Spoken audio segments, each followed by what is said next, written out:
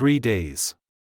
That's how long the tiny wildcat had been hiding in the dense underbrush, barely moving, barely breathing. Hikers passed by without noticing. A ranger spotted a glint of eyes, but when he stepped closer, the kitten vanished like mist. When the local police finally arrived to investigate, no one expected what they'd find, a discovery so tragic, so deeply human, that even the seasoned officers had to look away. But what was a baby wildcat doing alone in the wilderness? And why did it keep returning to the same exact spot, even as it cried silently into the cold? The eyes in the bushes. Some creatures don't cry out when they're in pain, they hide, they wait, and they grieve in silence. The fog clung low to the ground like a blanket of breathless whispers, weaving between the trunks of the towering redwoods. The scent of wet bark, moss, and earth filled the air, thick, ancient, almost sacred. Redwood National Park was no stranger to mysteries. But over the past 3 days, something had haunted the trail that wound around its northernmost ridge. Hikers said they heard faint mewling, a whisper of sound barely loud enough to cut through the mist. But every time someone stepped toward the sound, it vanished, like smoke between the trees. The wild was alive, yet it had never felt more silent. A soft rustling came from a dense patch of blackberry bramble. Sharp thorns guarded whatever was inside. Beneath that twisted shelter lay something barely visible, a trembling form no larger than a football, curled tight against the cold soil. It was a kitten, but not the kind that belonged in someone's lap. This was a bobcat. A baby. No more than 6 or 7 weeks old. Her fur, a mottled mix of dusty gray and tawny gold, clung wet and thin to her tiny frame. Black spots speckled her legs and belly.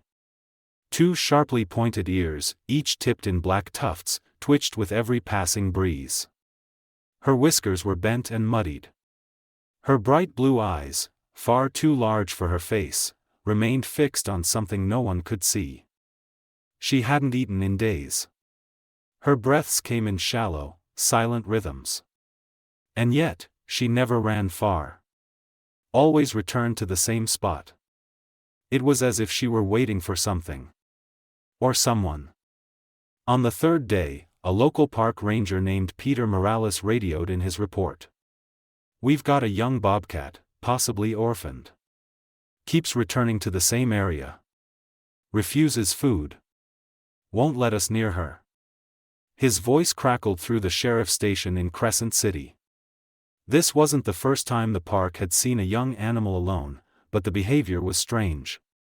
Too consistent. Too rooted. Most cubs either ran or cried. This one just stayed. Sheriff's Deputy Maya Reynolds was already reaching for her jacket before the call ended. She'd been with the department for 7 years, splitting her time between law enforcement and wildlife response. Maya had seen cubs, fawns, even bear cubs wandering alone in the woods. But the phrase, "keeps returning," sent a chill through her. Animals didn't grieve like humans did. But they remembered. They felt loss. And sometimes, they mourned in stillness. 20 minutes later, she stood at the trailhead, boots crunching softly on damp gravel. A light drizzle ticked against the brim of her cap. She looked up into the trees, their ancient limbs rising like cathedral columns. "This is the spot?" she asked. Ranger Morales nodded, gesturing toward the brambles. Maya crouched, lowering her voice to a whisper. "Let's see what you're hiding out here, little one." She didn't know it yet, but what they were about to uncover would not only break their hearts, it would unravel a truth no one had seen coming. And that's when the story truly began. Some people carry their grief on their shoulders. Others bury it deep, like roots stretching in the dark, silently keeping them grounded. Maya Reynolds stood with quiet stillness, her boots planted firmly in the wet soil. At 32, she had the commanding presence of someone who'd spent a lifetime in uniforms. 5'8", lean but muscular, with auburn hair always tied back in a tight braid, Maya didn't need to speak loudly to command respect. Her hazel eyes, sharp and observant, missed nothing. She'd grown up just a few miles south, in Eureka. The redwoods were her childhood playground, and now they were her jurisdiction. But Maya hadn't always planned on wearing a badge. She'd studied wildlife biology in college before shifting tracks after a personal tragedy changed everything. Now, she was a deputy with a specialty in animal trauma cases, situations where wildlife and law collided in ways most officers weren't trained to handle. As she knelt by the bramble bush, her hand hovered just above the thorny edge. The kitten inside shifted slightly, barely perceptible. "There you are," she murmured. The tiny bobcat didn't hiss, didn't flee. It simply watched. "She doesn't run," Ranger Morales whispered, standing behind her. "She moves a little, just far enough. But always comes back here. Same bush. Same spot." Maya nodded slowly, her eyes narrowing. "That's not survival instinct," she said. "That's grief." The ranger looked at her, surprised. "You think it lost its mother?" "I don't think," she said. "I know." Maya had seen it once before, an orphaned wolf pup circling the den site long after the pack had moved on. The pup had stayed until starvation forced it to wander, too weak to resist human capture. It hadn't survived the week. She wasn't going to let that happen again. Something about this little bobcat stirred something deep in her. Not just the helplessness of it, but the way it refused to leave. Like it believed someone was coming back for it. Maya understood that feeling all too well. She took a slow breath and looked around. The surrounding area showed signs of a recent storm: fallen branches, scattered leaves, disturbed undergrowth. A few yards away, she noticed drag marks in the dirt, partly covered by new leaf fall. "I want to search a wider perimeter," she said, standing. "If this baby hasn't left, it's because whatever happened close." Morales frowned. "You think the body's nearby?" Maya didn't answer right away. Her gaze drifted back to the kitten, curled like a comma, silent and still. "I think she's standing vigil." As they prepared to sweep the forest floor, Maya couldn't shake the weight settling over her chest. It was the same heaviness she'd felt standing beside her father's bed in the hospital, whispering goodbye long after his heart had stopped. Some part of her had stayed in that room. Just like this kitten had stayed in the brush. She adjusted her belt, her hand brushing the tranquilizer pouch clipped to her hip. "Let's find what she's waiting for," she said. And with that, they stepped into the woods, following the quiet ache of a baby who refused to move on. The forest never forgets. It buries pain beneath the soil, but sometimes, it leaves clues for those who know how to look. The search began with a hush: no barking K9s, no radio chatter, no trampling boots. Just two officers moving like ghosts beneath the cathedral canopy of Redwood National Park. Fog hung low, curling between the roots and branches like smoke. Deputy Maya Reynolds led the way, crouching every so often to study the ground. Behind her, Ranger Peter Morales followed silently, holding a notepad and camera to document anything they found. The bobcat kitten, Ash, as Maya had quietly begun calling her, remained curled in the same bramble thicket, too weak to move, too stubborn to leave. They didn't have much time. "She'll die out here by tomorrow," Morales said, pausing beside a toppled pine. "No mother. No food. She's not hunting. She's mourning." Maya nodded. Her face was calm, but her jaw was tight. She didn't need Morales to say it out loud, she already knew. Wild kittens could survive alone at 10 weeks. This one wasn't even 8. The fact that it had lasted 3 days without help was a miracle in itself. And miracles often came with a cost. "Look at this," Maya said suddenly, pointing to a patch of disturbed leaves beneath a cluster of ferns. Morales crouched beside her. Bare claw marks scratched the soft dirt. A few strands of fur clung to a jagged root. Tan and silver with black stripes. Not rabbit. Not raccoon. Bobcat. There was a struggle here, Maya whispered. She didn't die peacefully. They followed the trail another 6 yards. A streak of dry blood curved around a downed redwood. Just beyond, in the hollow of an uprooted stump, they found the body. Maya knelt slowly. The adult bobcat lay on her side, legs tucked beneath her, as if she'd simply gone to sleep and never awakened. But closer inspection revealed the truth. One hind leg was twisted unnaturally, likely broken. Dried blood matted her side, and a deep gash ran across her ribs, consistent with falling debris, or the shattered edge of a broken tree limb. Her mouth was slightly open, showing dulled, chipped fangs. There was no collar, no tracking tag. Just a single gold tag in one ear, placed there by the local wildlife team 3 years ago. Female, known as BC 212, Morales murmured, reading from the tag registry. Monitored her last year. Had a litter in spring. No known health issues. Maya's hand hovered over the animal's chest. Cold. Rigid. The stiffness told her the mother had died at least 48 hours ago, maybe more. Long enough for her body to begin surrendering to the forest, but not so long that her scent had faded from her cub's nose. She died trying to come back, Maya said softly. The kitten didn't know she was gone. Silence settled over them like the fog. Morales exhaled slowly and wiped his nose on the sleeve of his jacket. We can't leave her here, he said. Predators will pick her apart. No, Maya said, her voice sharp.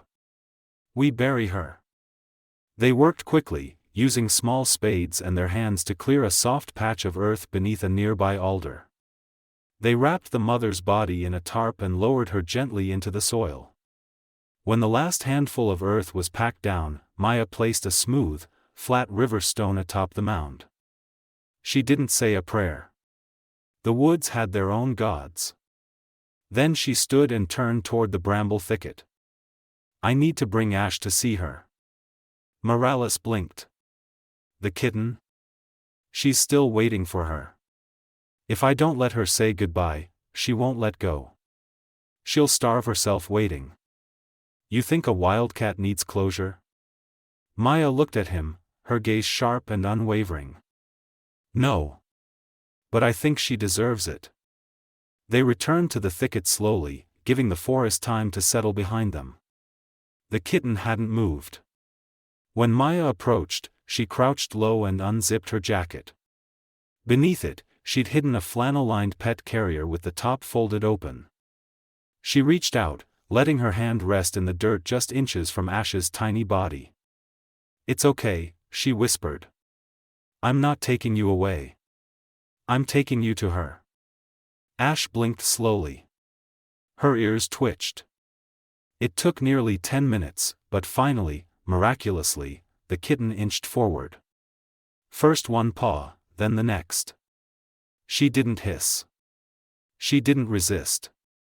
She simply stepped into the soft blanket Maya had placed beside her and allowed herself to be lifted. Maya carried her as if she were glass. When they reached the burial site, Maya knelt down and opened the carrier. Ash stepped out slowly, nose twitching, tail low. She sniffed the earth. Her eyes widened. She crouched low and let out a single, soft mewl. Then she sat beside the mound and didn't move. Not for 5 minutes. Not for 10. Maya stayed with her the entire time, crouched in silence, hand resting near but never touching. When Ash finally turned back and pressed herself gently against the flannel lining, Maya whispered. She was brave. So are you. She gently scooped Ash back into the carrier. Morales cleared his throat. She'll let go now. No, Maya said, standing. But she'll survive. They walked back in silence. Above them, the trees swayed gently, their leaves whispering secrets to the wind. Somewhere in the distance, a crow cried once, then fell silent. By the time they returned to the ranger vehicle, the fog was lifting. The sun peeked through the canopy like a promise. But Maya knew, healing wasn't light. It was remembering. It was knowing you were not alone. Eyes in the snow. Saving a life doesn't always mean pulling it from danger. Sometimes, it means staying long enough for it to trust you won't walk away. Back at the ranger truck, Ash lay curled inside the pet carrier, a trembling knot of fur and breath. Her blue eyes blinked slowly as if trying to make sense of the world beyond her mother's scent. She didn't mewl. She didn't hiss. She just existed. Maya sat on the tailgate with her jacket still unzipped, watching the kitten with careful eyes. Morales leaned against the driver's side, arms crossed, staring out at the trees. "We could take her to the Crescent City Wildlife Center," he offered. "They've got a vet on site. Could sedate her, get her stabilized." Maya didn't answer at first.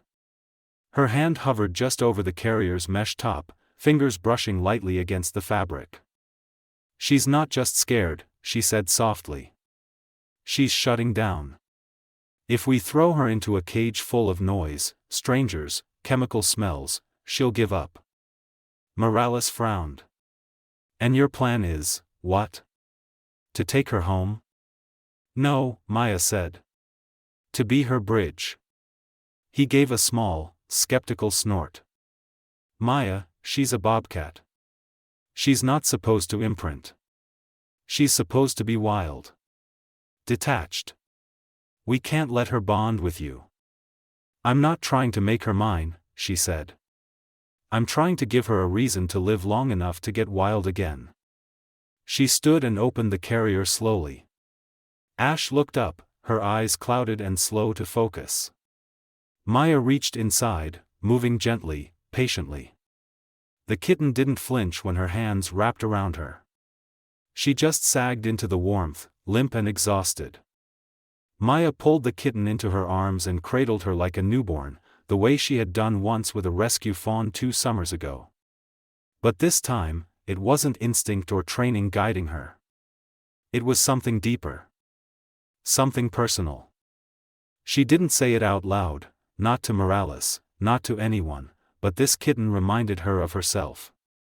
Of the girl who sat beside a hospital bed for 3 days after her father's stroke, too afraid to believe he wouldn't open his eyes again. The girl who kept coming back to the same seat. Who waited, and waited, because no one had told her it was okay to let go.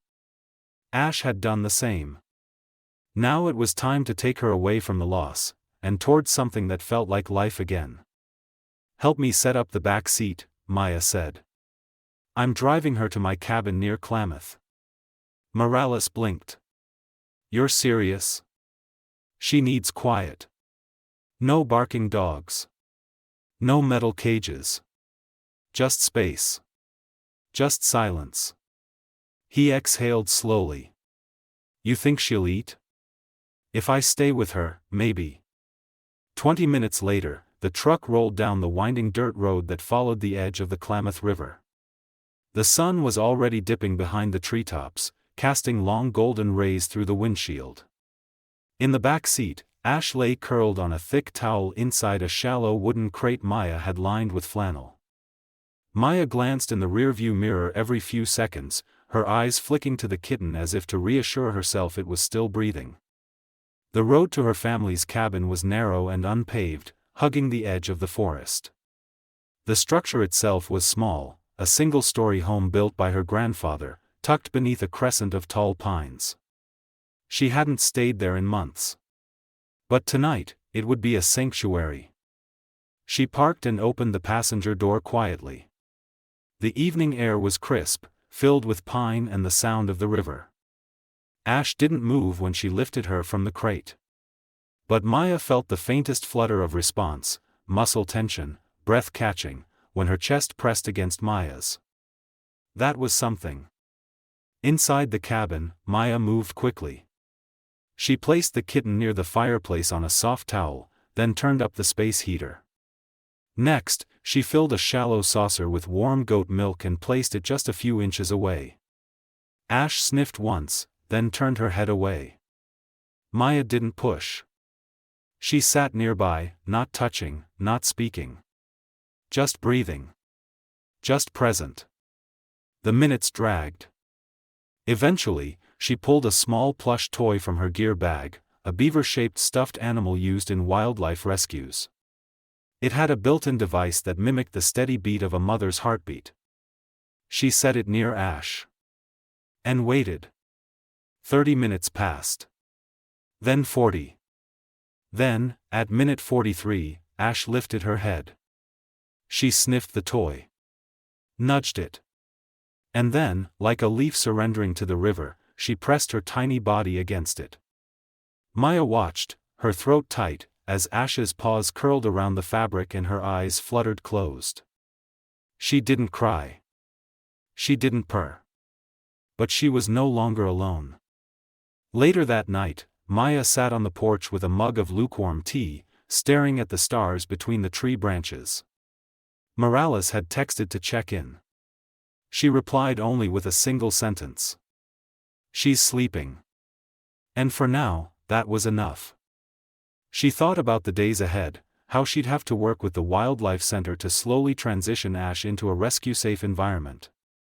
How there would be vaccines, behavior evaluations, maybe even the chance to eventually reintroduce her to the wild. But that was later. Right now, Ash had survived the loss of her world. Now she had to believe another one could begin. Inside, the heater hummed softly. Ash's breathing had settled into something steady. Present. Alive. And for Maya, who had once needed someone to sit with her in her own silent vigil, this moment, this fragile miracle, was a second chance. Not just for a wildcat. But for them both. A mother's return. Goodbyes don't always happen at the end. Sometimes, they begin the moment you decide to keep going. The morning after Ash's arrival at the cabin broke softly. Pale light filtered through the pine branches and painted golden streaks across the hardwood floor. Inside, the air was warm, carrying the faint scent of firewood and goat milk. Maya sat cross-legged on a wool rug just a few feet away from the kitten's makeshift bedding. Ash was awake, barely. Her tiny head rested against the heartbeat toy, her ears flicking now and then, as if testing the safety of this strange new place. Maya held her breath when Ash stirred and tried to stand. It was slow, unsteady, but it was the first time the kitten had moved on her own since being found. She stumbled forward, nose twitching, body wobbling slightly before collapsing again on the towel. But Maya saw it. That instinct to move. To explore. To rise.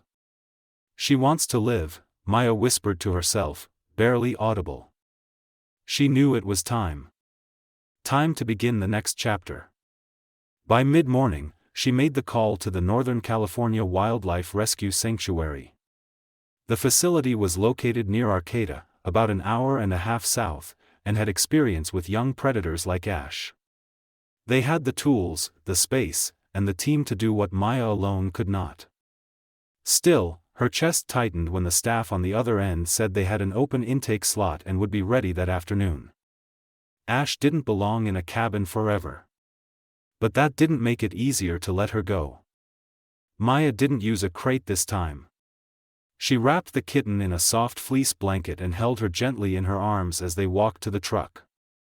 The ride south was quiet, the kind of quiet you only get after something big has been said, something too heavy for words to follow. Halfway there, Ash began to mewl faintly.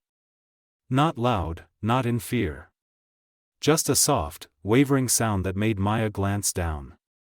"She knows," Maya murmured. "She feels it."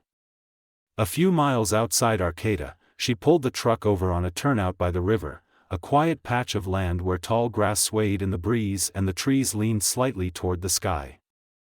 She stepped out, still cradling Ash, and walked to the edge of the grass. It was peaceful. Maya knelt and set the kitten down on the earth, just for a moment. Let her feel the soil. The wind. The place she came from. Ash wobbled forward, her paws pressing into the dirt, her nose twitching wildly at the scent of pine and water and something wild she didn't fully understand yet. Maya whispered softly, "You're not leaving her behind. She's with you, in every step." Ash turned her head and looked back at her, those wide blue eyes meeting Maya's for the first time, not with grief, but with something close to recognition. Then she curled up in the grass, just for a second, before allowing Maya to scoop her back into the blanket. They drove the rest of the way in silence. By the time the sanctuary came into view, Maya knew. This was the moment. The goodbye had already begun. A place between wild and human. Healing doesn't come all at once. It arrives in flickers, in a breath taken, a meal eaten, a soft blink in a safe place. The gates of the Northern California Wildlife Rescue Sanctuary opened with a soft metallic creak. Nestled on a wooded bluff outside Arcata, the facility was quiet, far from the noise of highways or crowded cities. Pines lined the fences, and birdsong drifted softly on the wind. For a place that housed the wounded and the wild, it felt calm. Maya parked under the shade of a tall redwood and stepped out with Ash wrapped in her arms, still bundled tightly in the fleece blanket. A volunteer named Tessa met her at the front, clipboard in hand and a kind smile beneath her forest green ball cap. "She's smaller than I expected," Tessa murmured, peering at the lump of fur. "But strong. You can see it in her shoulders."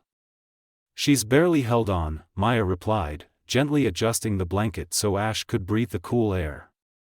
"But she's still holding." They brought her to a quiet recovery room in the sanctuary's medical wing.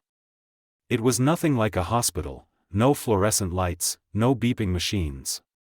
Just a softly lit space with hay-lined enclosures, hand-built wooden crates, and warm heating pads tucked beneath cozy beds. Ash was placed in a shallow, padded enclosure lined with fresh straw. The plush heartbeat toy was set beside her again. She sniffed it once, then slowly pressed against it, an anchor in a world that was still unfamiliar. Tessa set a small bowl of warmed goat milk nearby and stepped back. "We won't force her," she said. "She needs to come to it on her own." Maya crouched near the edge of the enclosure, not touching, not coaxing. Just watching. 10 minutes passed. Ash didn't move. 20 minutes. Stillness. Then, at 22 minutes and some seconds, she shifted. Her ears twitched. Her nose dipped toward the bowl. Slowly, trembling, she leaned forward and took a single, delicate sip. Maya exhaled. Her shoulders slumped with quiet relief. "That's it," she whispered. "That's the beginning." Tessa smiled. "One sip is everything at this stage. It means she's choosing to try." Ash drank again, this time a little more confidently, then curled around the heartbeat toy and tucked her nose beneath her paws. Maya didn't cry. But her throat tightened. Her hand pressed to the glass, not to get Ash's attention, but to leave a silent mark of presence. A promise. "You are not alone." Outside the recovery room, Tessa offered Maya a warm drink and a clipboard with intake paperwork. Maya filled it out slowly, each checkmark feeling heavier than the last. "Most animals bond with whoever rescues them," Tessa said gently. "Sometimes it fades. Sometimes, it stays." "I'm not here for her to bond with me," Maya replied. "I'm here to remind her that not everything leaves." A moment later, Ash let out a sound from inside the enclosure, a faint trill, almost like a bird's call. Maya paused, eyes wide. "She's vocalizing," Tessa said in quiet amazement. "That's rare this early." "She's reaching out." Maya didn't step back in. She didn't need to. Ash had already spoken. And she had chosen to stay. Time doesn't erase the pain, it just teaches the heart how to carry it without breaking. 3 months later, the hills above Arcata were blanketed in spring mist. The trees had grown greener, fuller. The sanctuary buzzed with quiet energy, rescued owls blinking in their shaded enclosures, a young fox learning to stalk through clumps of grass, and in the corner of the predator wing, a bobcat cub named Ash, now stronger than anyone had dared hope. She was nearly unrecognizable from the fragile bundle Maya had carried into the facility that cold morning. Her fur had filled out into a sleek coat of rich gray and honey tan. Her limbs were lean, muscles rippling with every careful step. The soft kitten mules had given way to growls, trills, and long, curious stares. She had grown, not just in size, but in spirit. Ash had begun venturing out into the controlled outdoor habitat, a wide enclosure with trees, logs, and plenty of hiding places. The keepers noted how she never rushed. She observed, calculated, stalked shadows before committing to a pounce. It was the behavior of a hunter in training. But there was one thing that didn't change. Whenever Maya visited, and she visited every Sunday, Ash would pause, just for a second, and turn toward the entrance gate. Her ears would flick, her eyes would lock onto Maya's silhouette. No cries. No bounding over. Just a moment of stillness. A quiet recognition. "She remembers you," Tessa said one morning as they stood together, watching Ash scale a branch with effortless grace. "We don't see that kind of connection often. Especially not this far into rehab." Maya didn't speak for a long time. Her eyes followed the bobcat as she leapt from branch to platform, her tail twitching behind her. "I didn't want her to remember me," Maya admitted. "I just wanted her to live." "Well," Tessa smiled, "she's doing both." There had been talks, cautious, measured, about whether Ash could be returned to the wild. But after weeks of evaluation, the lead wildlife vet gave a gentle, decisive verdict: she'd been orphaned too early. Her instincts were sharp, but her survival triggers were too heavily disrupted by trauma.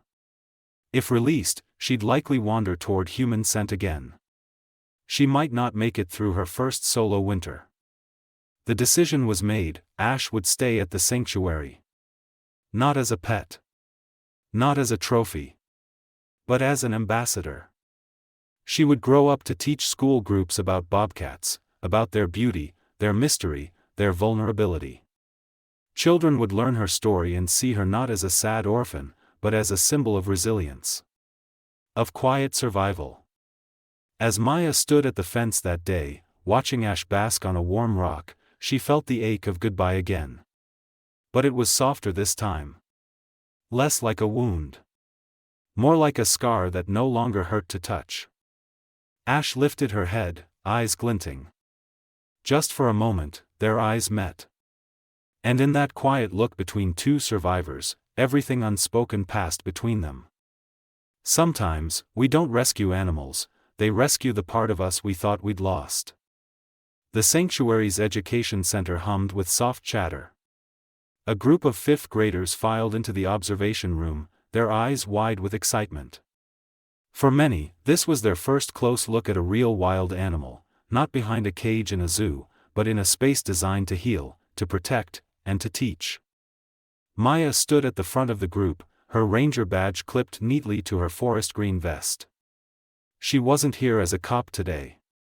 She was here as a storyteller.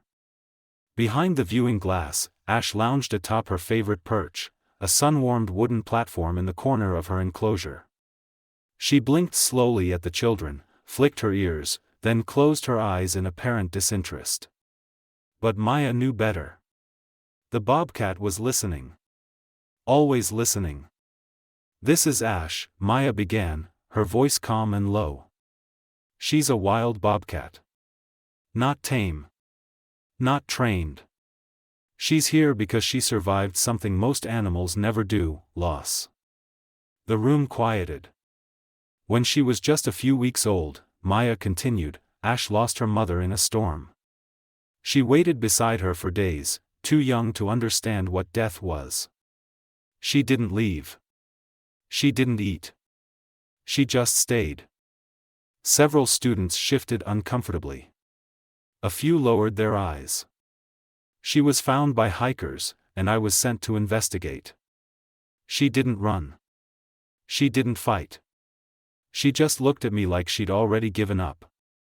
Maya paused, her fingers laced tightly together. But something in her eyes, it reminded me of someone I used to be. She let the silence hang there for a moment. I didn't save her. Not exactly.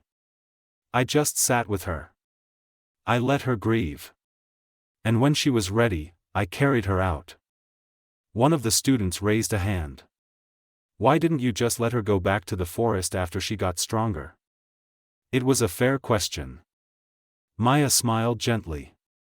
Because she didn't just need food and warmth. She needed time.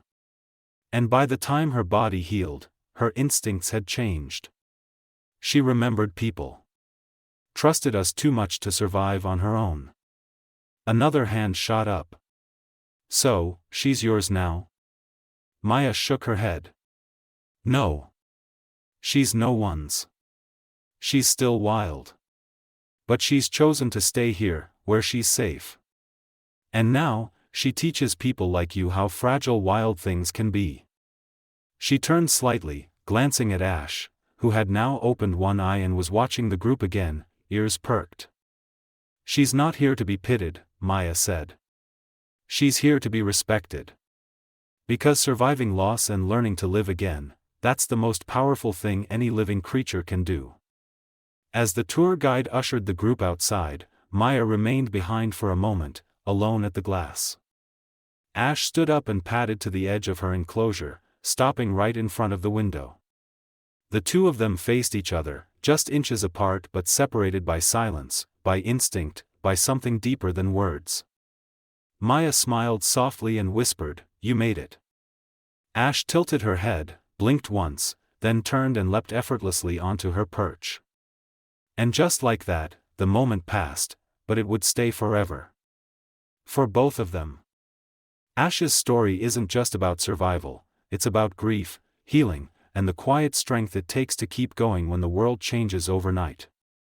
In a time when we rush past pain or bury it under noise, this tiny wildcat reminds us of the power of stillness, of waiting, and of letting go only when we're ready. Sometimes, the most courageous thing we can do is to sit with the broken parts of ourselves, or someone else, and simply stay. Ash didn't survive because she was rescued. She survived because someone stayed long enough for her to believe she could heal. Here at Paw Prints and Stories, we tell real stories of animals and people whose lives intertwine in extraordinary ways. If this story moved you, we invite you to be part of our journey, where every paw print has a purpose, and every story leaves a mark. So here's your challenge. Who or what in your life is waiting quietly in the shadows for someone to notice? Will you be the one who stays? Because sometimes, the wildest hearts are the ones closest to home. We'll see you in the next story. Until then, walk gently, and listen closely.